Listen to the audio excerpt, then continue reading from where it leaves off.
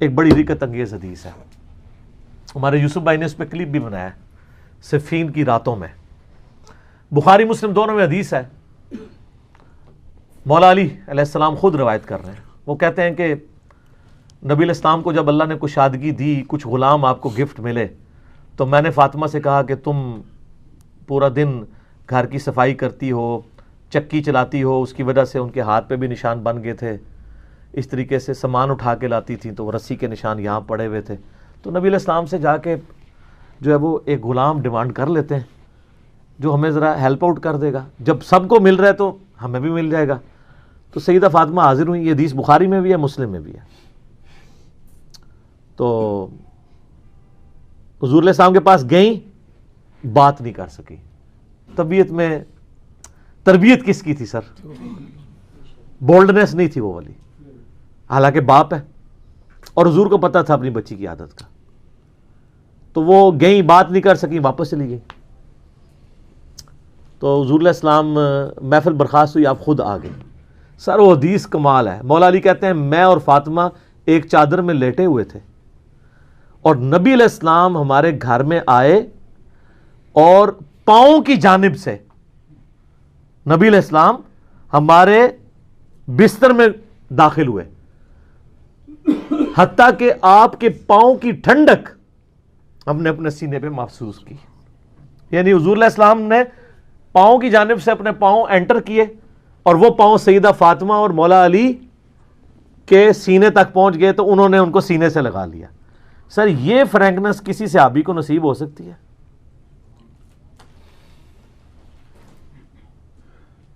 تو آپ نے فرمایا وہ فاطمہ تم آئی تھی، کوئی کام تھا؟ سیدہ فاطمہ سے پھر بھی بات نہیں نکلی۔ تو حضرت علی کہتے ہیں میں نے نا پھر کہا یا رسول اللہ وہ میں نہیں بھیجا تھا، پورا دن کام کرتی ہے۔ آپ کی بیویاں کہتی ہیں ہماری کوئی ذمہ داری نہیں ہے، یہ بھی تو بیوی تھی نا۔ بخاری مسلم میں حدیث ہے جنتی عورتوں کی سردار ہے فاطمہ سلام اللہ علیہا۔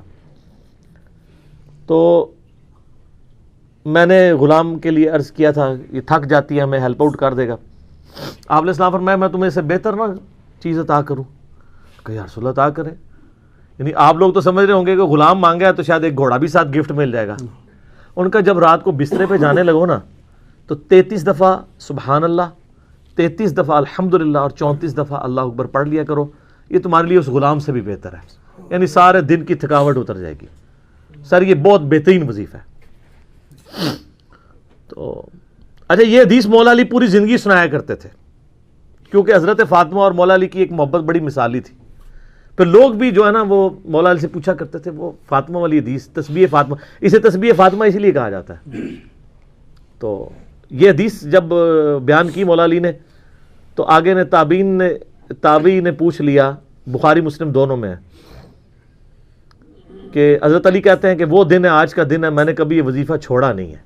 سر استقامت تو خود مل جاتی ہے، جس کے بسترے میں جا کے نبی علیہ السلام وظیفہ سکھا رہے ہوں تو وہ پوری زندگی اس واقعے کو کبھی بھول سکتا ہے کہ مجھے خود آ کے میرے بسترے میں آ کے اور حتیٰ کہ آپ کے قدم مبارک میرے سینے سے لگے تھے، اس حال میں حضور نے مجھے یہ تحفہ دیا ہے، وہ تحفہ کوئی بھلا سکتا ہے؟